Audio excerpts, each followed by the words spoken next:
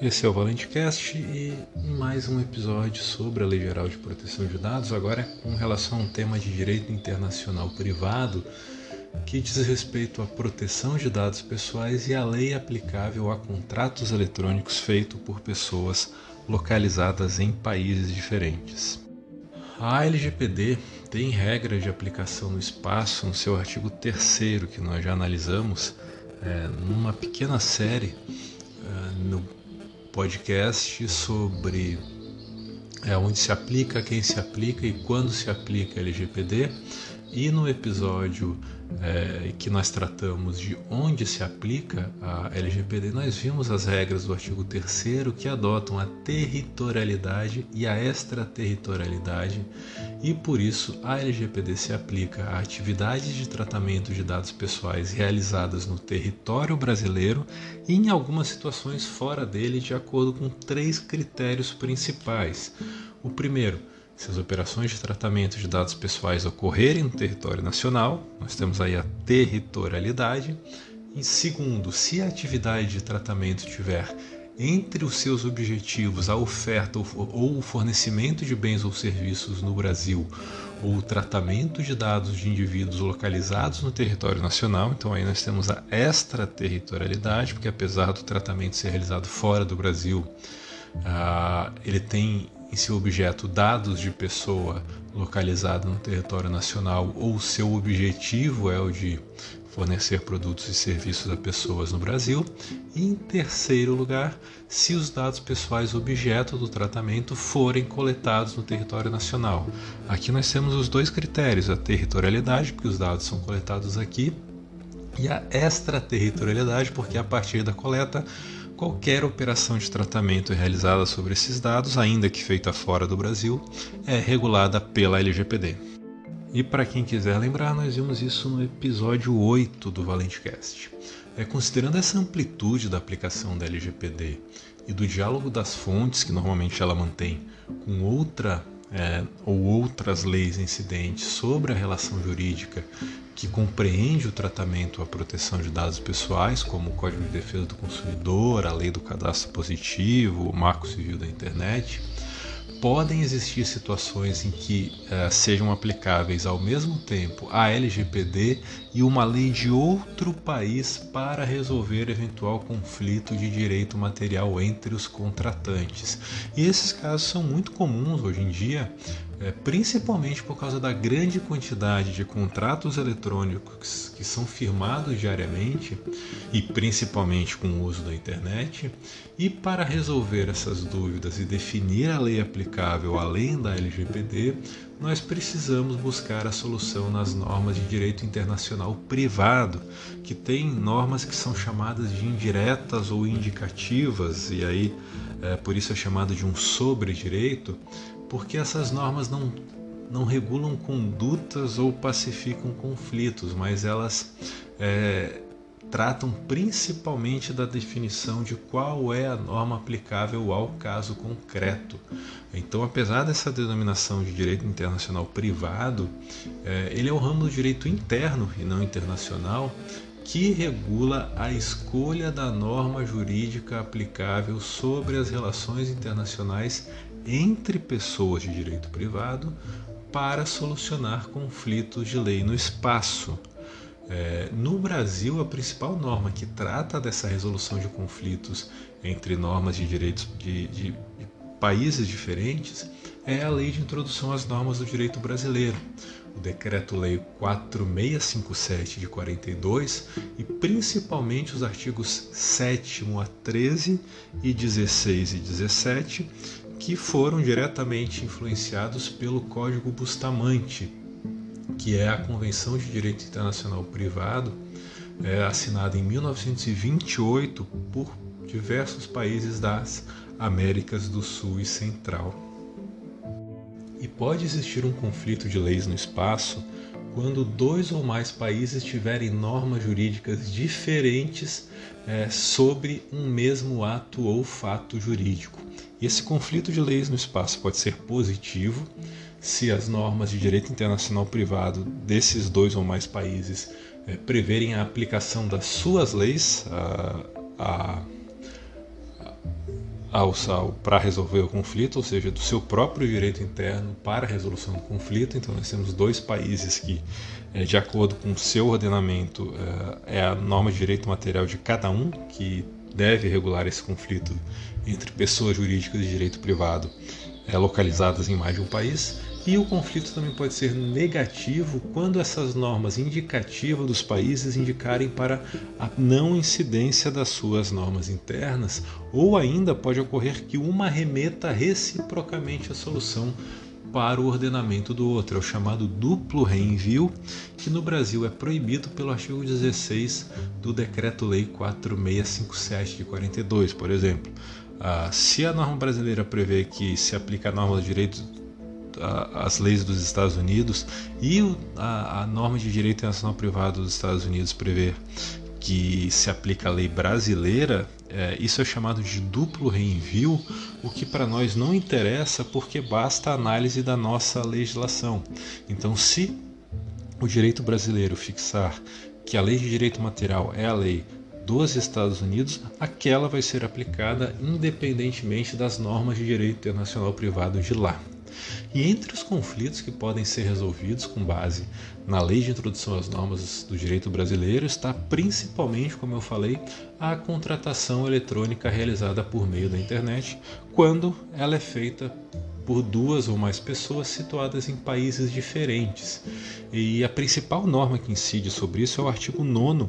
da Lei de Introdução às Normas do Direito Brasileiro, que basicamente prevê no seu caput que se aplica a lei do país em que se constituírem as obrigações. O parágrafo 1º ressalva que se a obrigação tem que ser executada no Brasil e depender de forma específica ou essencial prevista na lei brasileira, essa deve ser observada, e aí respeitadas as peculiaridades da lei estrangeira. E o parágrafo 2º aí é muito importante, o parágrafo 2º do artigo 9º da Lei de Introdução às Normas do Direito Brasileiro prevê que a obrigação resultante do contrato reputa-se constituída no lugar em que residir o proponente, ou seja, o contratante, na verdade, o contratado, o vendedor do produto ou serviço, o local onde ele estiver é que vai determinar a lei aplicável à regulação do contrato internacional firmado entre pessoas situadas em países diferentes. E aí eu destaco duas situações diferentes a partir desse artigo 9º da Lei de Introdução às Normas do Direito Brasileiro. Em primeiro lugar, como regra geral, sobre as obrigações decorrentes do contrato incide a lei do país do proponente. E como exceção, a lei brasileira se aplica sobre apenas as formalidades essenciais do contrato, caso haja alguma obrigação a ser cumprida no território brasileiro. Então, deve sempre ser aplicada a lei do Estado do proponente do contrato sobre as normas materiais das obrigações contratuais. E nós temos uma regra semelhante no artigo 435 do Código Civil, que prevê que reputar-se-á celebrado o contrato no lugar em que foi proposto. Mas o problema é que, com base na Lei 8.078 de 90, o Código de Defesa do Consumidor, no Brasil há uma confusão sobre a incidência da lei estrangeira na venda de produto para um consumidor domiciliado no Brasil por meio da internet, por pessoa situada em outro país, o que causaria, no entendimento de vários doutrinadores, um desequilíbrio à relação jurídica. E aí por isso se entende que se o contrato é aderido online pelo consumidor em seu computador por meio da internet, o local da contratação deve ser considerado como tendo ocorrido no próprio domicílio do consumidor, ou seja, o país do destino do produto, e também se leva em consideração o artigo 51, inciso 4 do Código de Defesa do Consumidor, que prevê como nula a cláusula que colocar o consumidor em desvantagem exagerada. Só que nós não podemos esquecer que um contrato celebrado por meio do computador entre ausentes, ou seja, as pessoas não estão pessoalmente contratando,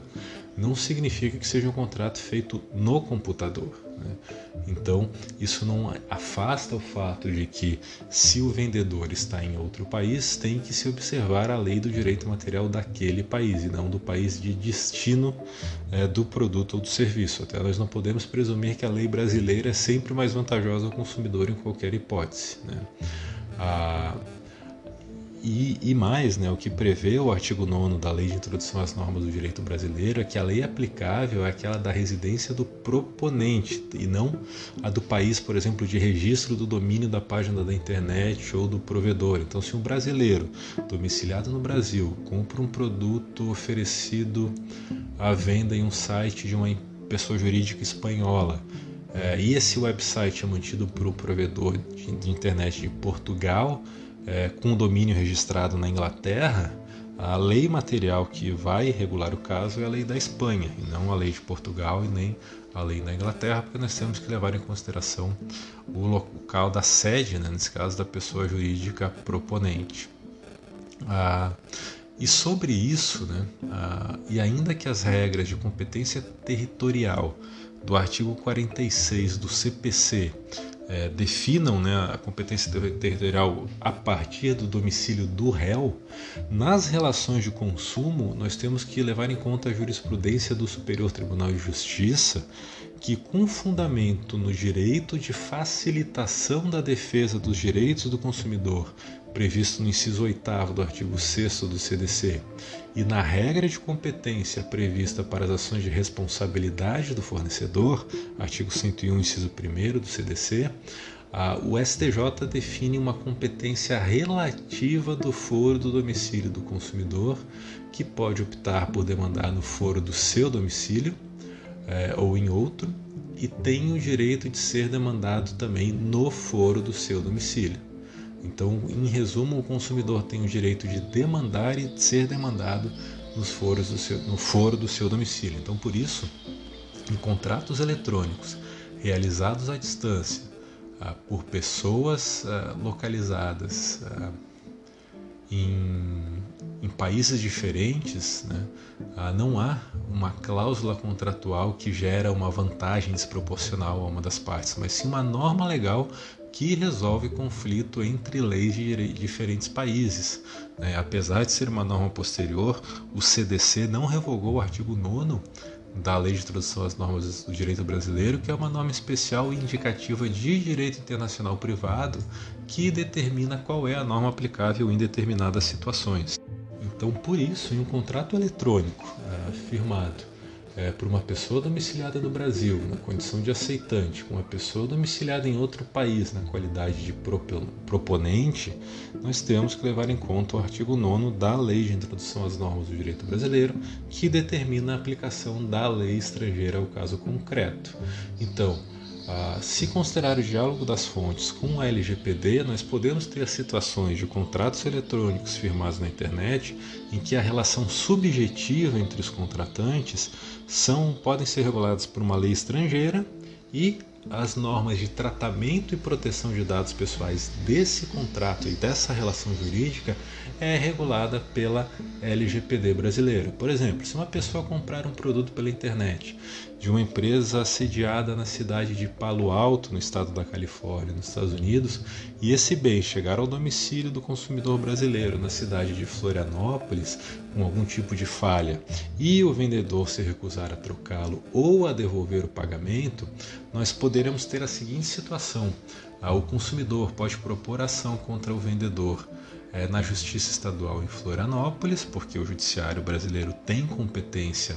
para processar e julgar a demanda do consumidor em seu próprio domicílio, e a eventual cláusula que afaste isso é considerada nula. Nós vamos aplicar as normas processuais brasileiras, mas a lei aplicável para regular a relação jurídica subjetiva entre as partes não é o CDC, mas sim a Lei da Privacidade do Consumidor da Califórnia. E se essa relação jurídica também envolver o tratamento de dados pessoais, incidirá, no caso, a LGPD brasileira, com fundamento nos incisos 2 e 3 do artigo 3º da LGPD.